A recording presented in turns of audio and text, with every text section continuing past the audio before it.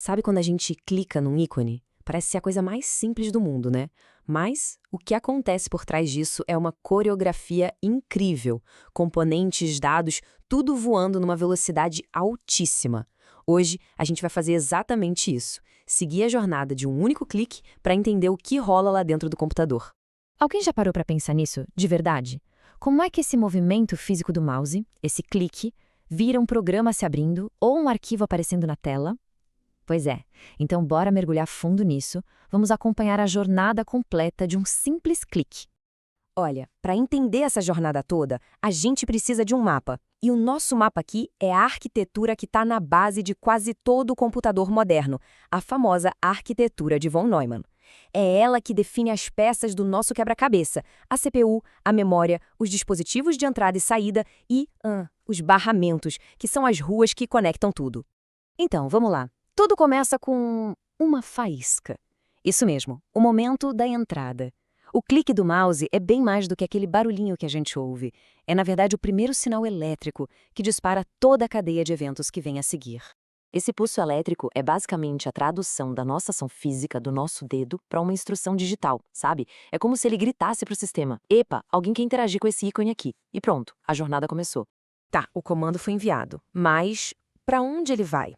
Bom, ele vai direto para o chefão, para o cérebro de toda a operação, a peça talvez mais importante desse quebra-cabeça todo, a unidade central de processamento, a famosa CPU.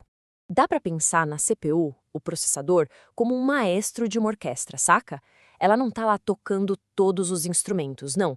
O trabalho dela é ler a partitura, que são as instruções do programa, e coordenar todo mundo, dizendo para cada componente o que fazer e principalmente quando fazer. Então, o ponto crucial é esse aqui. A grande função da CPU é buscar, decodificar e executar instruções. É um ciclo. Quando o nosso clique chega lá, a CPU interpreta e meio que se pergunta: beleza, o que eu tenho que fazer agora? Só que a resposta para essa pergunta não está dentro dela. A resposta está na memória. Pois é, para executar o comando do clique, a CPU precisa de duas coisinhas: as instruções do programa e os dados que esse programa vai usar. E é exatamente aí que a memória entra na jogada. Vamos entender como essa conexão funciona. Primeira coisa super importante: memória não é tudo igual. Na verdade, existe uma hierarquia, um balanço constante entre três coisas: velocidade, quanto cabe nela, ou seja, capacidade, e custo. A regra é bem simples: quanto mais rápida a memória, geralmente menor, e mais cara ela é. É por isso que os computadores são organizados desse jeito. Essa tabela aqui ilustra isso perfeitamente. Olha só. Lá na base, a gente tem o armazenamento, o HD ou o SSD. É gigante, cabe muita coisa, mas é lento. Um degrau acima está a memória RAM, que é bem mais rápida. É ali que ficam os programas que estão rodando agora. E lá no topo, bem coladinha no processador, a memória cache. Ela é minúscula, mas é absurdamente rápida. Para ficar ainda mais fácil, a melhor analogia que existe é a de uma oficina. Pensa assim: o armazenamento é aquela estante gigante lá no fundo com todas as ferramentas possíveis. A memória RAM é a nossa bancada de trabalho, onde a gente coloca só as ferramentas que vai usar agora. E o cache? Bom, o cache são as ferramentas que estão literalmente na nossa mão, prontas para usar. A CPU é esperta, ela sempre procura o que precisa no lugar mais rápido primeiro. Faz todo sentido, né? Ok, então a gente já tem o cérebro, que é a CPU, e a oficina, que é a memória. Mas como é que as ferramentas saem da estante, vão para a bancada e chegam na mão do trabalhador? É aí que entram as nossas estradas da informação, os barramentos.